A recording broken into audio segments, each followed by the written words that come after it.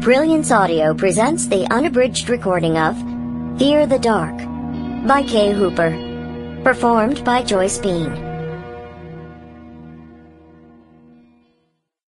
Prologue. Serenity, Tennessee, May 5th. Amy Grimes was bored with her life.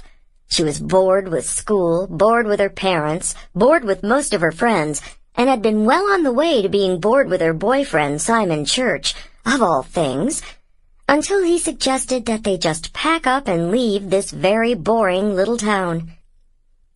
Amy was sensible enough, even at 17, to know that the suggestion had been prompted more by his failing grades in school and the six-pack of beer he'd polished off that night than any seriously deep feelings for her.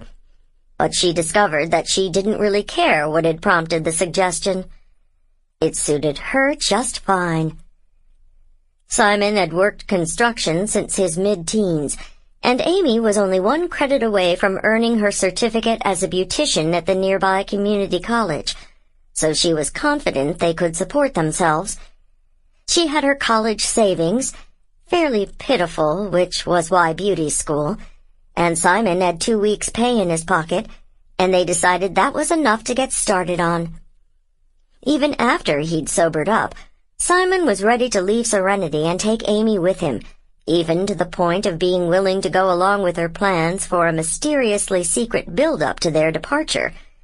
She didn't confide even in her girlfriends, because she knew all too well that one of them was bound to blab to her older brother or one of theirs, and before you could say scat, everybody in town would know.